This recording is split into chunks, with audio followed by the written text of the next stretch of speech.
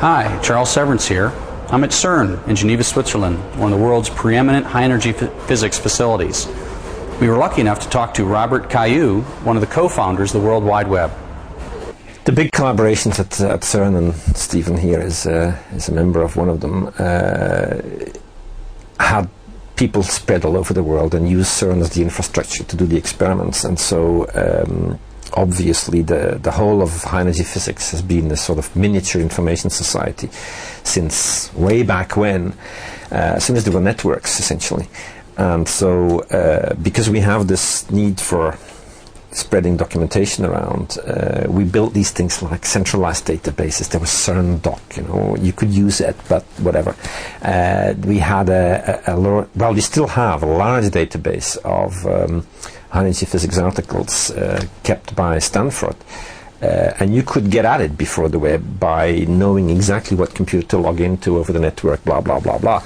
When the web came, all that necessity of knowing which computer to go to, what to say to that computer and so forth, just disappeared.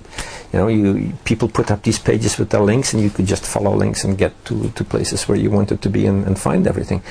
And it was also all in the same format, so that was very important too. That we broke this proprietary commercial system of vertical markets, which don't let you get at anything except if you stay with this particular company or with that particular company. So that horizontal split, that cut that we made between the browsers on top and the databases at the bottom was, I think, essential to make it useful for us, but also to make it useful for everybody else. Right?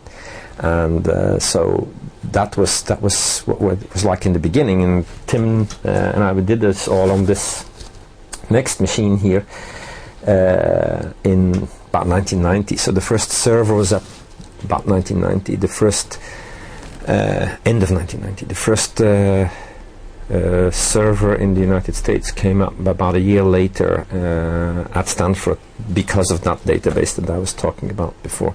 You and Tim feel like this was the big one, or it was just well, in a sense, of course, as I always say, we called it World Wide Web in 1990, and Tim had in fact a name like that just before that. So there was in fact no way of building it smaller than the internet already was, and the internet was everywhere. So there was no way we could build it smaller. But the thing that we probably did not expect, or did not aim for, definitely in the beginning at least, was to have this be useful outside the community of academics and internet people that existed then. See, the internet came outside the academic world only after, I would say also after 94, right? That's 94 is roughly when I think of the beginning of the current. 94 is what I call the year of the web. It's when we had the first conferences when Mosaic got off the ground really, and when commerce started to notice it, and companies began to be formed, and so on and so forth, exclusively with that in mind. And that was only then.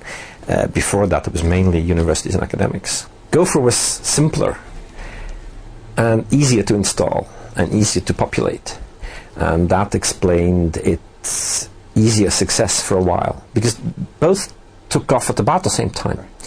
And because the web was somewhat more difficult, it took somewhat longer. But Gopher became also integrated in the web browsers almost instantaneously, and so after that, after a short while, you saw what you could do with the web and what you could do with Gopher. You went for the web, but it was much easier to install Gopher. This is which is why it had a sort of bump where it went ahead of the web for a while.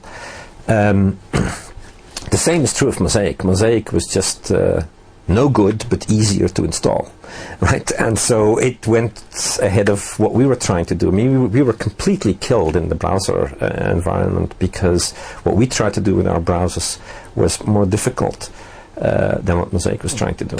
And so, this proved that a better thing sometimes gets killed or takes much, much longer to come up, because the easier thing, sort of like a virus, outgrows the other one. I think the real problem was that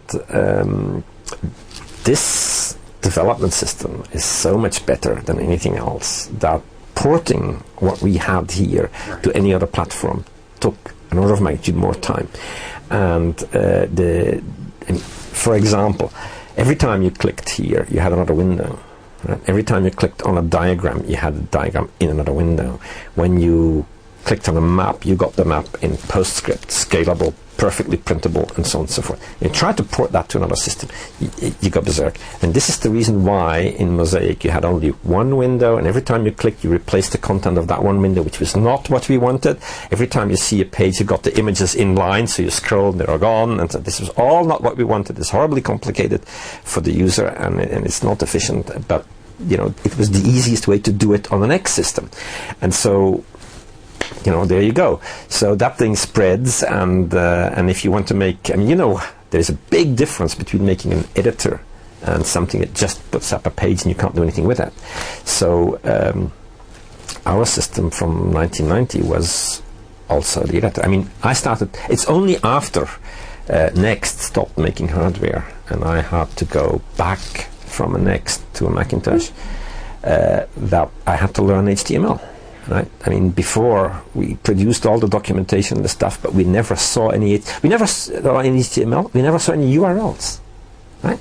Because you linked by saying link this to that, not by typing in a URL. Right? There was a special window you could call up in which you could type a URL if you needed to, but it wasn't the usual thing. This navigation bar which says HTTP I learned all that the hard way afterwards, that you have to use that because you've lost that system, right? The interesting thing though is that I find HTML a glorious language. Now I'm not the average user, but I like to write it.